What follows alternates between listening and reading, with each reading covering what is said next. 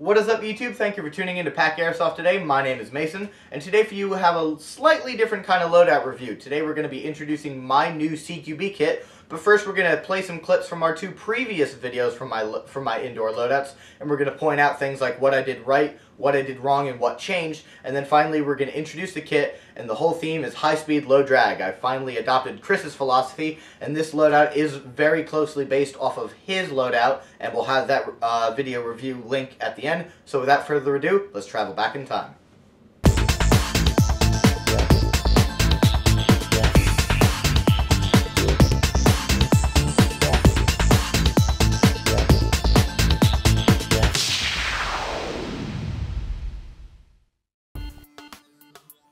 Alrighty everybody, let's get started with the first ever CQB loadout that we filmed for me. Right off the bat we're going to see some good things and some bad things, so let's start out with the good. Headgear is nice and solid. That hasn't progressed too much over the years. Next thing you're going to notice is that all the mags are oriented in the same direction. I did this for consistent reloads because that's how I gripped every mag with minimal wasted movement. Next thing, fingerless gloves. I count this as a good thing because at that time that was just a personal preference to be more dexterous with the fingers. Next thing, the dump pouch is in a good position on my reaction side for, again, minimal wasted movement. And the holster is canted backwards for an easier draw. I didn't just take the standard up and down how it came, but we're going to get into the holster right now with moving on to the bad things. Well, first off, the rig is riding a bit low. Usually you want rigs nice and high and up tight. Next thing is too many mags. I would never use more than 3 of them, if that, in one game, and that would be a really long game. So there were just, it was a lot of extra weight, a lot of extra mags that I really didn't need. Moving on to the biggest negative point about this setup is that there is equipment obstructing the draw stroke of the sidearm. That's never what you want. You want your area on your weapon side to be clear of all pouches and what have you. It should be clear, allow you for a nice, consistent, quick draw stroke. So this is something I picked up very quickly from my more experienced friends at the time. And also the pistol lanyard really wasn't that necessary. Yeah, it did save me the one time, as I said, but it tends to get caught in things. Anything hanging off like that, any loose things, like you don't want slings to be too long and they get caught up in things and it's a big mess. Alright, moving on to the next loadout. This was the updated version, the second gen, if you will. First of all, with the good things, not much has changed on my head. Just switched out the goggles in this video. Next thing, I cut down on the number of magazines that I carried. This was a little bit closer. I don't think I ever used every single one of them in random dry, but I think a few times I may have gotten to the last mag. So definitely cut down on some weight. Next thing is that things are more front and center on the rig, so they're much more easily accessible. They're not spread across my entire rig. So that allows for, again, less wasted movement.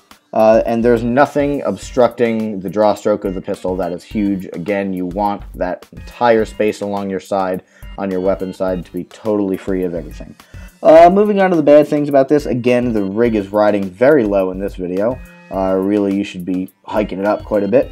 The rig is very bulky and it's big.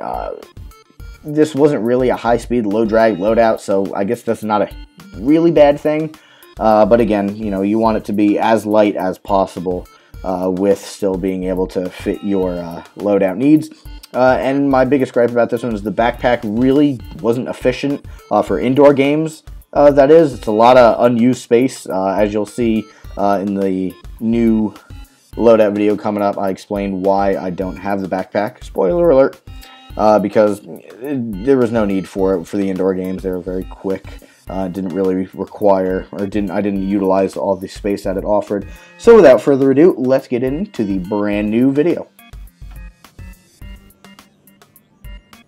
Welcome back everybody. I hope you found that very, very helpful, but let's get to introducing my new rig that I'm really, really excited about. Let's start with my head so I can get this stuff off. First of all, we have the Pack Airsoft custom face mask. What we did here is we took a pair of Lancer Tactical flak jacket replica goggles, and what we did is we took the lower iron face mask, and we took out these vents, and we had to mod the nose piece a little bit, but basically we connected the vents to this lower face mask, so you could pull that out and just use the goggles.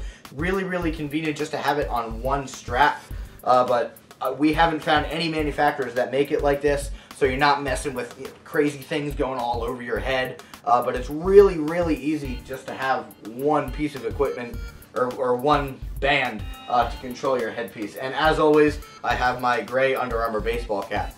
Moving to my rig, the base rig is the Pantac Molly plate carrier. It's really, really simple. It's one of their more inexpensive pieces. It runs for about $100. It's a little hard to find a website that has it in stock, but that's all it is. It carries plates, and the plates were homemade. Chris and I made these plates out of foam board, and it's really, really cool. The back is just a solid piece.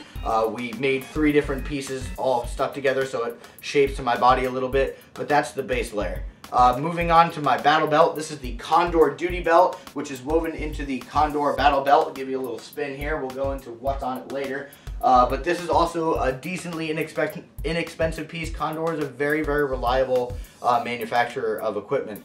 Moving on to pouches that are on my rig. Here I have the Blue Force Gear Triple M4 mag pouches upside down, and this is their Helium Whisper technology. It is a fantastic, fantastic pouch. When you pull these mags out, they just flatten out completely like they're not even there. They're so cool. And the reason that I have them upside down is because since this rig sits up nice and high, which rigs are supposed to, I find it a lot easier to just grab and go right up into the gun instead of turning and flipping. That's just with me running my drills what works for me. And you should definitely, if you can pick up this piece of equipment, go ahead and try it and let me know what you think. But this is all I have on the front. Just 3 M4 mag pouches because that's all I need. I don't need crazy admin panels or anything because I really don't keep anything in there. But on the back, as you saw in the previous videos, I ran the Pantac hydration backpack. It was a big piece of equipment, great piece of equipment, even, if you want to throw it on for biking or anything, it's really, really nice. But I found myself not utilizing all the space that it offered. I didn't find myself using the hydration bladder because games at these indoor arenas we go to don't last more than 10-15 minutes. And the only time I would utilize the backpack is I would put my tornado grenade in the lower pouch so Chris could access it or another teammate could access it when we're stacked up along a wall. So what I did is I took the backpack off and just put the pouch back there. That's all it is. It's nice and clean. This is actually an M14 pouch that works just fine. I'm going to try and get one of those like Kydex cup holder looking ones to go on there. But right now it works just fine. This is all I need. It's really light. It's streamlined. It's really, really comfortable. And of course here I have a sling, bungee sling. Really important to keep your primary connected to your body. I'm going to take that off real quick. Moving down to the battle belt. Let's start over here. In the past, you saw me run the Blackhawk drop leg holster. A fantastic piece of equipment. Blackhawk is a really dependable brand. But the cool thing about what Blackhawk does is that all their pieces are universal. They offer the drop leg, the belt clip, and they also offer this strike panel, which can be woven into your molly. So all I did is I picked that up for about $17, really inexpensive. Unscrewed it from the leg panel and put it right on here. It's really, really nice. It stays on there really, really tight, and it secures my Mark II 1911. But really, really nice. It didn't take me a long time to get used to where it is. It's really, really solid. Blackhawk is a really, really nice brand. Turning this way, I have 2 pistol mag pouches. I'm not sure where to put the rest of my pistol mags. I don't really think I need them, but right here it allows me easy access to reload my secondary in case that were down. And then moving over here, I have the Matrix fast mag pouches that has 2 more K120 mags. They're really, really nice. They're solid. They have these guides that when putting them back in, you can find the pouch real easily. And you should always, again, keep in mind which way the mags are oriented. I have them to the rear like this because I go back here and grip it and go right up into my gun. It's just what works for me. This is how I set it up. And then last thing I have on my battle belt is the dump pouch right here in the back. This was probably my toughest decision whether to run it or not and where to run it.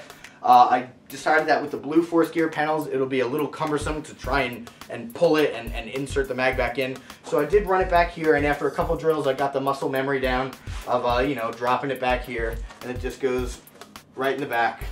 So it's really, really easy, convenient, and I believe that's made by G-Tac, Godfather Airsoft's own brand.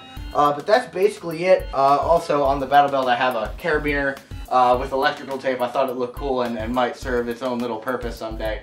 But this is a fantastic piece of equipment. Again, Pantac and Condor, two of my favorite brands. It's a very inexpensive loadout, and so let's move down to my knees. I have the Condor knee pads. They're nothing special, they're inexpensive, they don't slide around too much, but they offer really nice protection if I needed to go to a knee or two knees or what have you. And then I have tactical research boots in tan. Again, they're the same ones you saw on the last loadout. They're really nice tread, they're comfortable. And that's basically it. I'm also wearing some Under Armour soft padded gloves.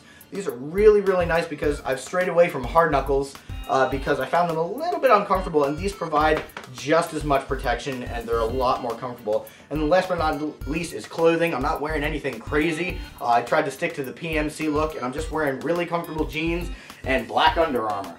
That's it. I'll usually wear some black or some Under Armour sleeves as well, but this is all about fast. I'm not a very fast person, so I don't need anything else slowing me down. So I thought this was a really nice loadout for me. Again, this is inspired by Chris's loadout. The link will be at the end. So I hope you guys really enjoyed it. My name is Mason. Thanks for watching Pack Airsoft.